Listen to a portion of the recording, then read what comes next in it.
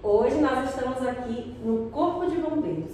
Nós estamos aqui com o Major Willis. Obrigada por nos receber, Major. E todo ano a gente até veio de verde hoje. Você viu que nós viemos tudo pensando no agro, né? E nós temos uma luta anual. Todos os anos a gente vê coisas que acontecem só não acontecem no campo, né? Acontecem em todo lugar e a gente vê que é um trabalho de formiguinha que a gente precisa orientar as pessoas cada vez mais do que é certo e do que a gente deve fazer. E manter o verde a gente sabe que não é fácil, né? Porque começa a estiagem, aí começa a ter a matéria seca, nas lavouras tem um material que é matéria orgânica do próprio, né, da própria lavoura depois que fez a colheita, que serve inclusive para adubar o próprio solo. E a gente costuma dizer aqui no programa, inclusive, que o agricultor, de modo geral, ele não tem interesse na queimada.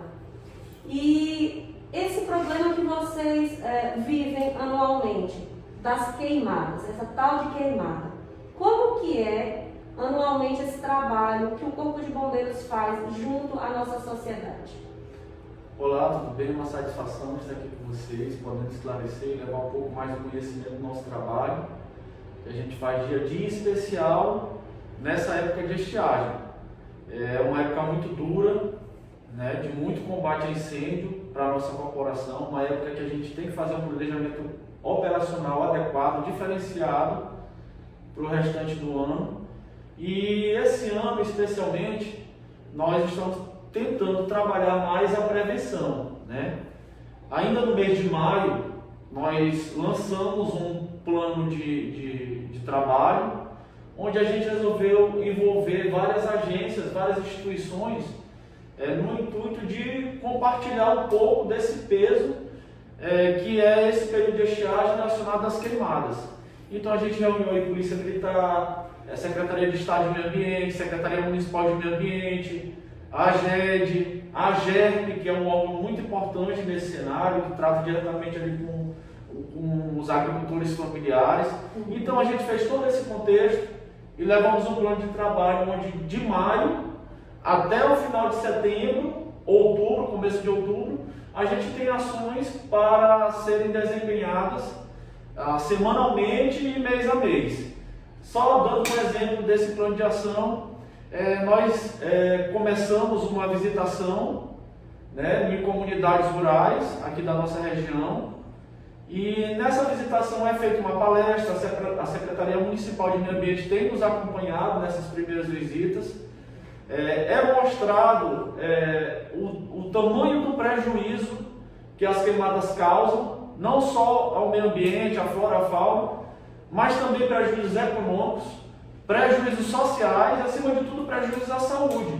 Sim. A gente vive um momento muito difícil, que é o momento do coronavírus, né? O Covid-19, essa doença ela afeta principalmente aí as vias respiratórias, e nesse momento de estiagem, que já é natural a redução da umidade e aumenta a dificuldade de respiração, ainda mais agravado pela questão do fumaceiro oriundo das queimadas, principalmente na nossa zona urbana.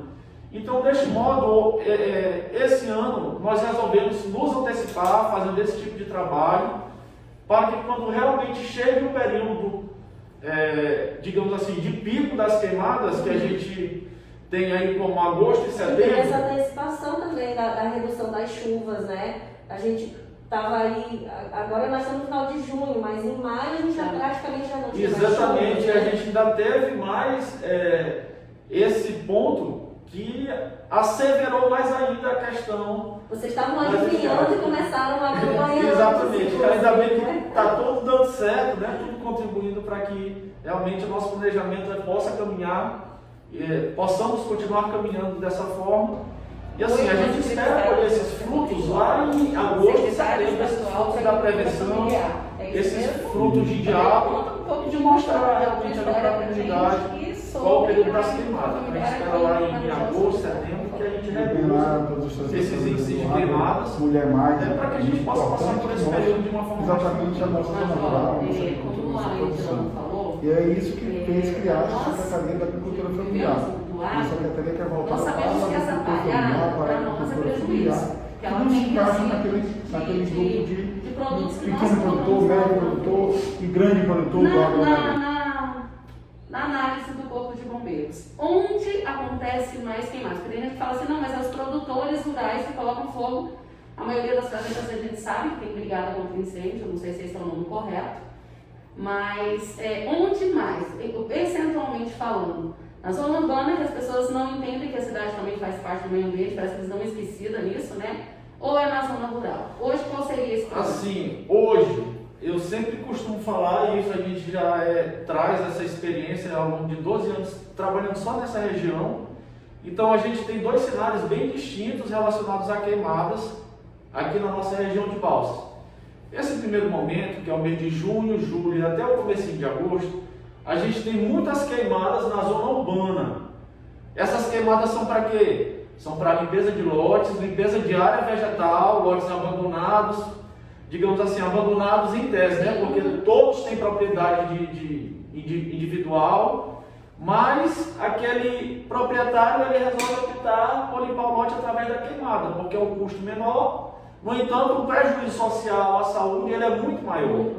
Porque então, acaba afetando mais pessoas porque está aglomerado, né? E isso acaba afetando mais pessoas. Por exemplo, um bairro que densamente povoado, vamos colocar aqui, por exemplo, o São Félix. Sim. É um bairro de muita população, casas próximas, e a gente tem muitas queimadas, além de outros bairros, como o Jardim Europa, que é um bairro aí que infelizmente nós temos um número de queimadas muito grande, justamente para limpeza de lotes, de terrenos baldios. Fora é o Parque que Cidade a gente também Maravilha. tem na cidade aquelas casas que ainda são cobertas de palha. Isso. Né? Então, assim, você tem um risco, inclusive, de um acidente. Né? Exatamente. E aí, diga-se de passagem, que esse agente que coloca o fogo, além de estar já cometendo crime ambiental, a princípio, né, de uma leve análise a gente já constata isso, ele pode, inclusive, responder penalmente pelas agressões que aquele fogo vem fazer. Aquele fogo ele pode matar um animal, até um animal doméstico. Aquele fogo que já, inclusive, nós tivemos casos aqui, um fogo de vegetação de lote já passou para residências. Sim. Que são próximos. O Corpo de Bombeiros teve que atuar de forma enérgica para impedir que aquele fogo na residência alastrasse. Mas aí são situações em que aquele cidadão que coloca o fogo, ele está passível aí, de responder penalmente, inclusive, né? Podendo, inclusive, ser preso. Mas, infelizmente, a gente vê que ainda tem muita gente que faz esse tipo de prática. E só voltando um pouco da conversa, nessa zona urbana, a gente tem esse tipo de queimada nesse período. E logo depois, ali no período de agosto e setembro, até começo de outubro, essas queimadas elas avançam para as zonas rurais.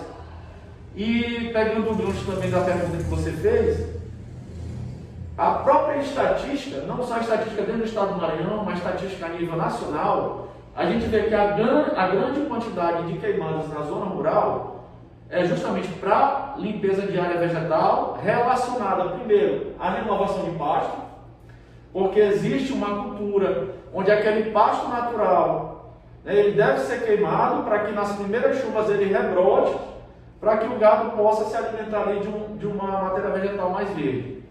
E a segunda é da agricultura familiar, aquela roça de toco, que a gente vê bastante ainda no interior do Maranhão.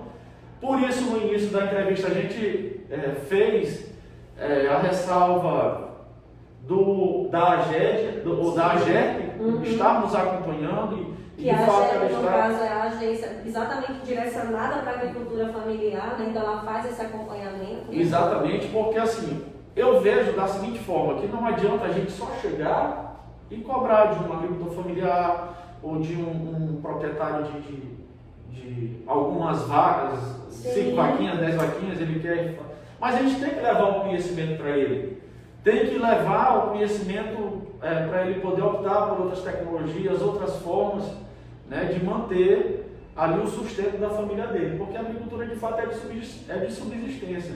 Aquilo que ele planta, ele vai consumir uma boa parte e outra parte que sobrar ele vai vender para gerar uma renda para a família dele. E isso vem de anos, né, Major? Assim, como você falou, essa cultura de queimar o pasto antigo para que rebrote. porque tem essa questão que o cerrado realmente ele é muito resistente, resiliente, ele vem mesmo. Só que uma queimadinha que começa no meu pasto pequeno, eu posso fazer uma tragédia como foi há uns 3 anos atrás no Tocantins, que queimou 10 quilômetros de mata, se eu não me engano, acho que foi uma coisa assim, e pode pegar a propriedade, pode, como você falou, né, animais domésticos, pode queimar gado, né? Atingir cidade. A gente Exato. teve caso ano Inclusive, passado. nós tivemos casos, né? Muitos casos aí. Nós tivemos um período de queimada muito intenso no ano passado, que foi palco aí, a questão do Pantanal, no ano retrasado, da própria Amazônia. Então são situações muito graves. E a principal separador de águas aí é porque a queimada ela é feita de modo onde não há precaução nenhuma para controle daquela queimada. Por exemplo, para a renovação de pasto, o cidadão pega 10, 11, 12, 1, 2 horas da tarde, que é o sol a pino, e ele efetua a queimada em determinada região, não se preocupa em fazer acero, em fazer o controle daquela queimada, ele simplesmente queima por queimar. Né? Você tocou num ponto bem importante aí, agora que acho que a gente poderia falar um pouquinho, que é exatamente essa questão da prevenção. Eu até entendo, e aí você falou um ponto que também é muito importante, que é a questão cultural. A gente sabe que mudar a cultura leva um pouco mais de tempo para isso acontecer. Então, assim, aquela pessoa que ainda vai fazer isso, quais são as medidas que ela deve adotar antes de fazer isso? Principalmente pensando na questão da agricultura familiar. Tá, vamos ponto a ponto. Primeiro, deve existir uma autorização da Secretaria de Estado do Meio Ambiente. Essa autorização ela é regulada pelo Corpo de Bombeiros, porque esses órgãos trabalham em conjunto, acima da autorização, e o bombeiro vai ensinar as técnicas de cuidado, né, de prevenção que deve se realizar uma queimada. Deve-se obedecer à direção do vento. A queimada ela deve ser realizada ou no começo da manhã ou no final da tarde, onde as temperaturas estão mais baixas. Deve-se realizar o acero, né? As linhas. O que é o acero? O acero. Mas não sei se todo mundo o sabe. acero é aquela retirada da camada vegetal, né, de uma determinada área. Raspagem mesmo, né? Isso, fazendo uma raspagem, ou então cortando, arando aquela terra, ou então feita de forma manual mesmo. Uma margem de que espaço, mais ou menos? Uma margem de mais ou menos 2,5 metros, 2 vezes e meia, diga-se de passagem, 2 vezes e meia. A área de maior, o tamanho da maior árvore. Por exemplo, a gente tem uma árvore de 2 metros. Okay. Então é 2 vezes 2,5. Olha que informação importante. Eu não conhecia essa informação. Essa informação é muito... Você pode repetir pra gente? Então o acero ideal, ele deve ter 2 vezes e meia o tamanho da maior árvore da localidade. Olha que bacana, essa informação é muito importante. Né? Porque aí você começa a ter a questão, aí vai vir o vento, a altura da vegetação, da árvore.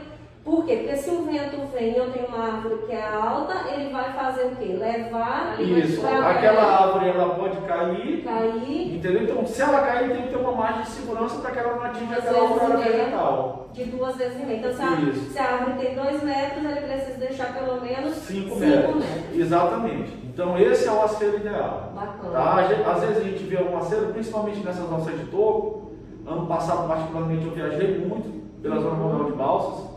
Nesse período de combate a incêndio, eu percebia que a grande maioria das roças de toco, eles têm até um acero, só que não é o acero ideal. O acero é ali meio metro, 1 metro, mas o acero ideal justamente é essa, de 2 vezes e meia, o tamanho da maior árvore da região a ser limpa ali pela camada de fogo.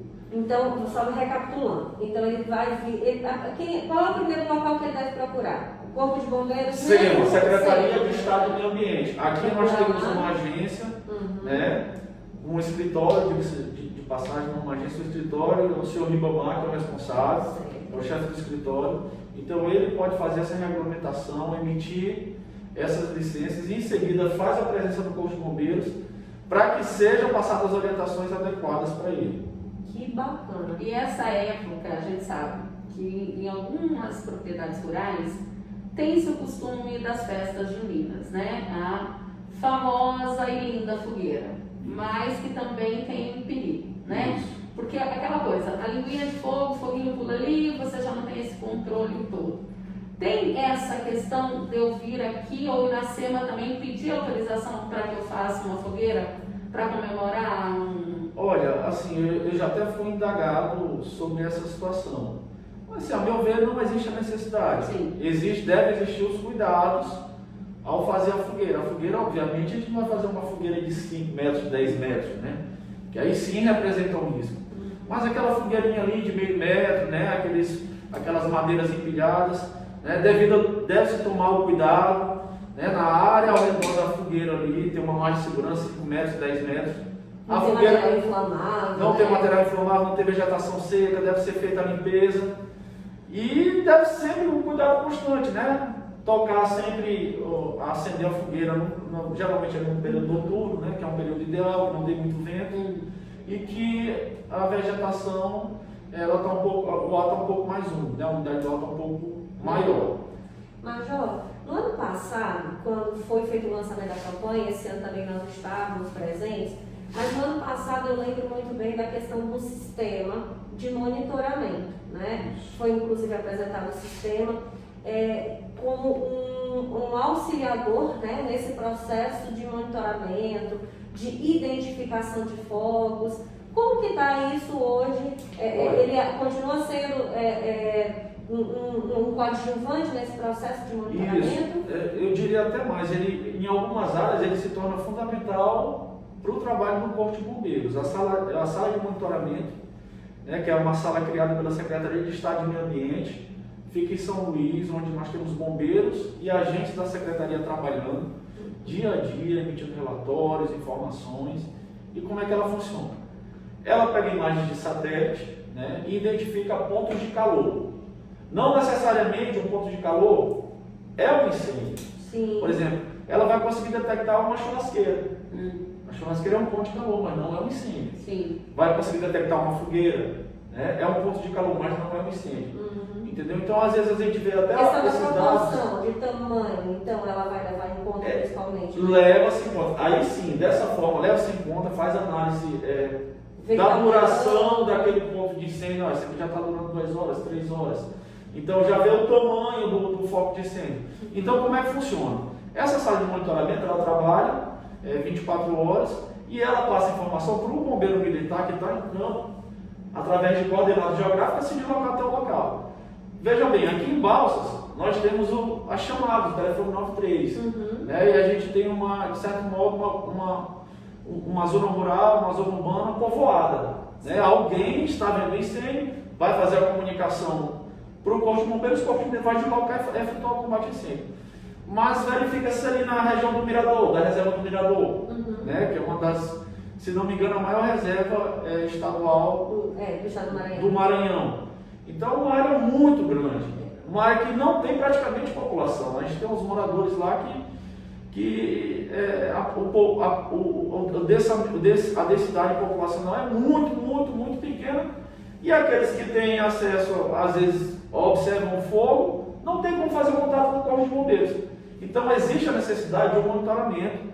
Quando é identificado algum ponto de calor que traz preocupação dentro da reserva do Mirador, essa sala de monitoramento entra em contato com aqueles bombeiros que já estão lá, prontos na base, indica as coordenadas geográficas, eles deslocam até o local e efetuam o combate a incêndio.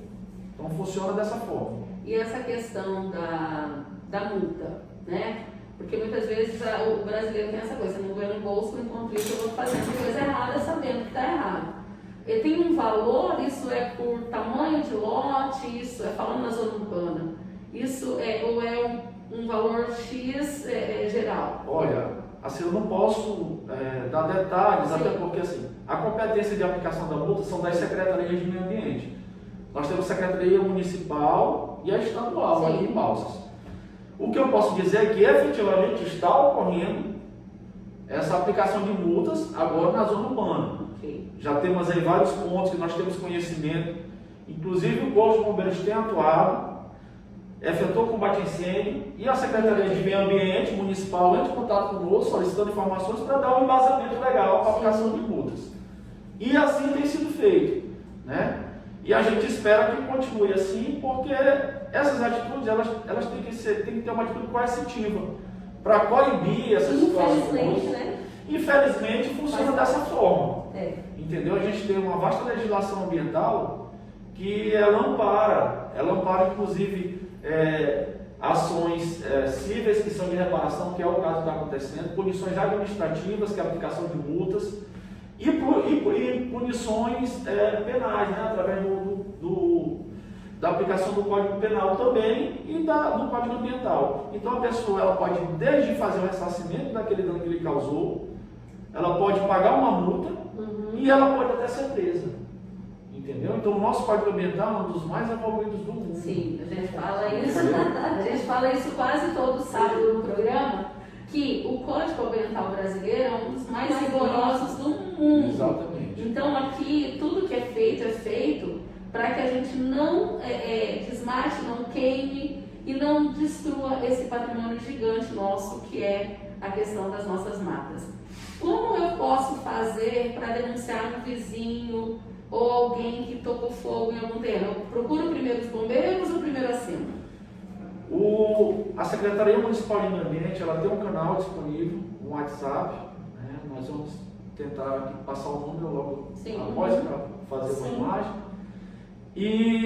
Mas você também pode fazer a denúncia através do telefone 93 do Corpo de Bombeiros, certo? E a gente vai estar repassando a Secretaria para fazer o devido notificação e para que aquela pessoa possa esclarecer os motivos de estar realizando aquela queimada.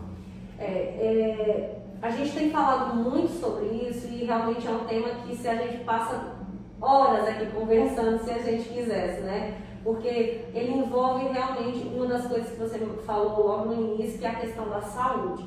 Então, assim, a gente precisa pensar primeiro na saúde das pessoas. Então, queimada, ela pode até ser necessária, mas reavalie, pense, analise aquilo que você vai fazer realmente, tome os devidos cuidados. Mas, João, muito obrigada por ter nos recebido, né, por esse bate-papo. É muito bom quando a gente tem essas portas abertas para a gente levar essa informação para as pessoas, né, de como funciona, como que é na prática. É isso que a gente quer mostrar com o programa, então nossa gratidão pelo dia de hoje. Eu que agradeço essa comunicação, essa passagem de informação, ela é muito importante, principalmente nesse período, para que aquele cidadão que tem o hábito de colocar fogo, fazer uma limpeza vegetal através do fogo, ele veja que realmente tem alguém fiscalizando, que tem gente trabalhando por trás de todo aquele cenário e que inclusive ele pode ser até preso. E que essa questão de eu denunciar o vizinho, eu posso estar tirando vocês de um outro atendimento que seria prioritário. Exatamente. Né? Fora todo esse cenário, né? Porque o Corpo de Bombeiros ele trabalha aqui no serviço operacional 24 horas. A demanda que chega, primeiro nós vamos atender, entendeu? Então se chega, por exemplo, uma situação de vizinhos queimando folhas no quintal, o bombeiro vai ter que ser deslocado. E infelizmente pode, quando for preciso, ele estar nessa ocorrência. Então a gente pede a compreensão, o entendimento de todos. Primeiro, faça o descarte correto do lixo. Nós temos uma coleta em toda a nossa cidade, que pode ser descartado folhas, papéis, lixo em geral. E a limpeza vegetal, procure outras alternativas, vamos fazer a roça no seu terreno, ou então procure um engenheiro agrônomo para fazer a aplicação de pesticida, de controle vegetal. E assim a gente vai evitando essas queimadas. Isso aí. Até o próximo programa. Até mais. Tchau, tchau.